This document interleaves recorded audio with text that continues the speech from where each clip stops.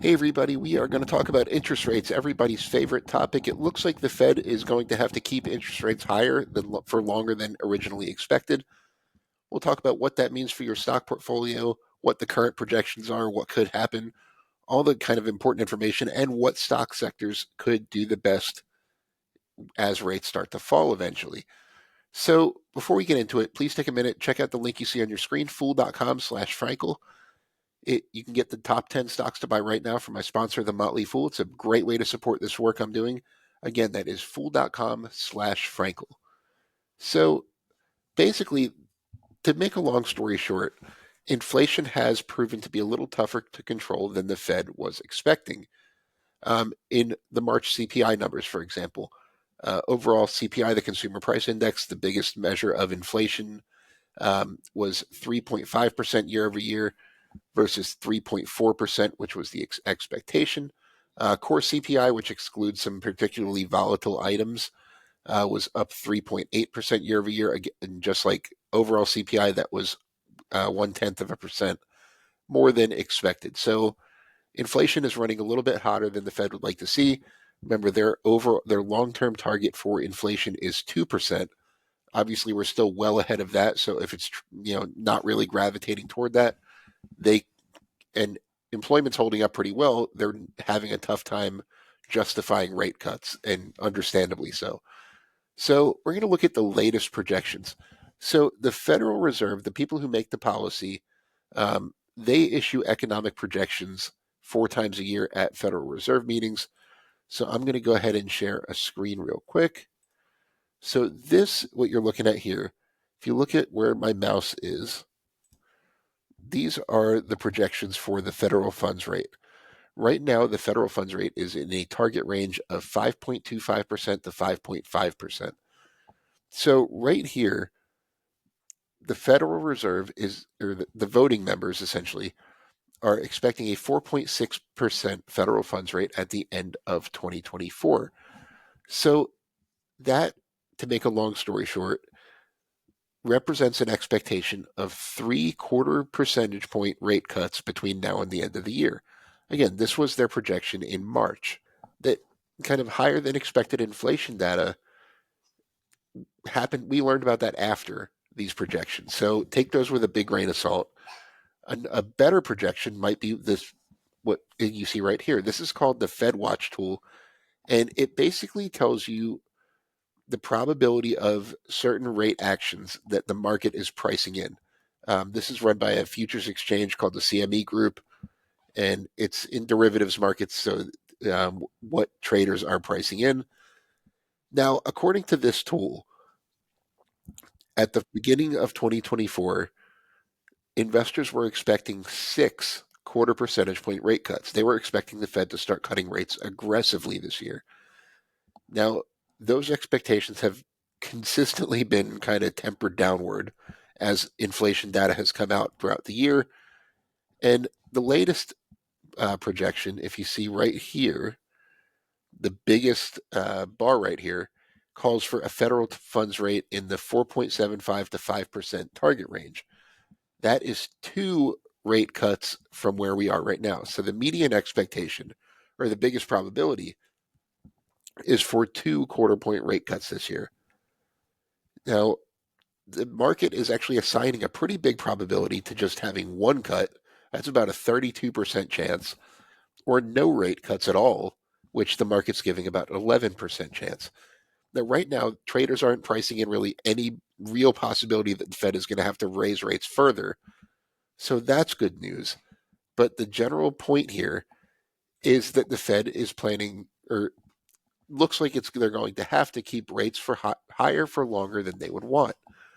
Now, how does this affect your stock portfolio? So, a few kind of key points to know. So, generally speaking, lower interest rates are good for stocks all throughout most of the market.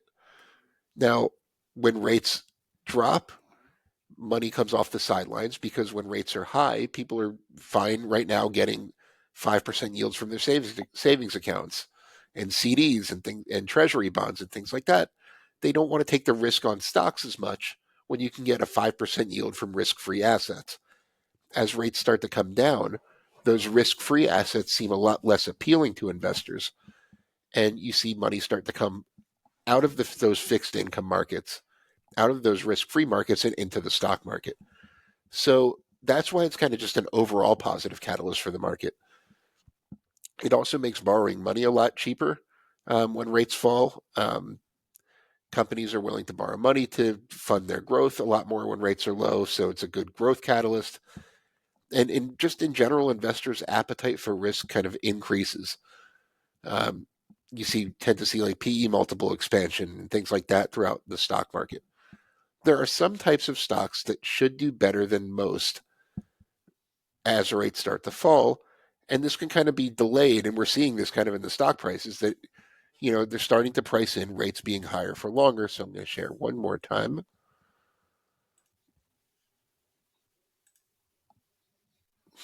And if you see right here, so this is real estate stock. So this is one good example of a type of stock that should benefit tremendously as rates fall and tends to get clobbered when rates rise or stay higher for longer than expected.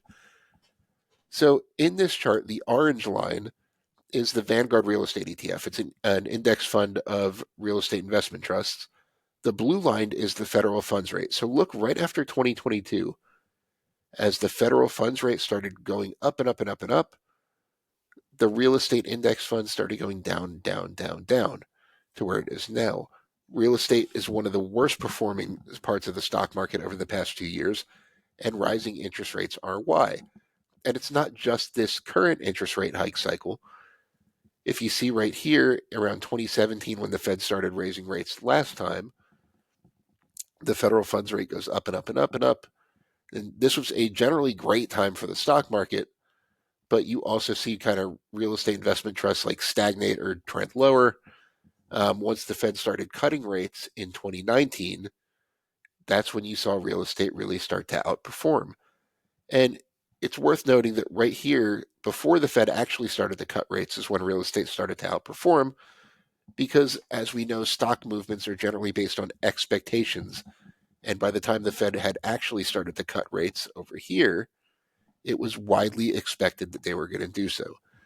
So real estate is one good example of a type of stock that tends to do really, really well as rates come down. They are income-focused investments. I mentioned that people rotate out of risk-free assets when yields drop. Real estate investment trusts tend to have pretty attractive yields. So as rates on risk-free assets drop, real estate investment trusts tend to become a little more attractive. Not only that, but these are companies that generally rely pretty heavily on borrowed money. Dividend stocks are another good example. Let me put that up here. So similar chart. The purple line is still the effective federal funds rate, and the orange line is an index of high dividend stocks. Same things you can see from the beginning of 2022. High dividend stocks have kind of underperformed the market as rates rose. Same thing in the previous cycle, just not as great performance as the S&P 500. So if I kind of change this chart up a little bit, I'm going to compare the S&P and dividend stocks side by side. You can clearly see where dividend stocks have been underperforming the market. And a big part of that is what happened during the current rate hike cycle, which is from about, here to here. When dividend stocks have been flat, you can see that the trajectory has still been generally upward for the S&P 500. It's at the start of 2024, it was higher than it was at the start of 2022. That is not the case for dividend stocks. So dividend stocks tend to underperform in high rate periods or where expectations are high, and underperform the rest of the time. Last but certainly not least are small cap stocks and value stocks. These are stocks that tend to rely a little bit more on borrowing than the average S&P 500 component, and also tend to kind of attract investors as money comes in off the sidelines. When you think about it, when people pull money out of the stock market to put in fixed income assets, they generally will leave the S&P 500 index fund, things like that, and sell a lot of the individual stocks they like. That's just kind of a trend as a whole. So you also see during rising rate periods that this is the Vanguard Small Cap Value ETF, so it kind of combines both small caps and value, has really underperformed during the rate hike cycle right here. And same thing that can be said right here during the last rate hike cycle. So those are just three examples of parts of the stock market that could, kind of underperform in the meantime if the Fed does have to keep rates high for longer, but will likely outperform as rates when rates come down. It could happen, starting in July of this year. It could happen, in January of next year. We don't really know the timing just yet. No one does at this point, but those are some things to watch. And if you want to kind of position your portfolio for when rates start to fall, now when expectations are for higher for longer, could be a good time to look at some of those sectors. So let me know what you think. I hope you enjoyed that, and I'll do my best to respond to all the comments individually. Thanks again.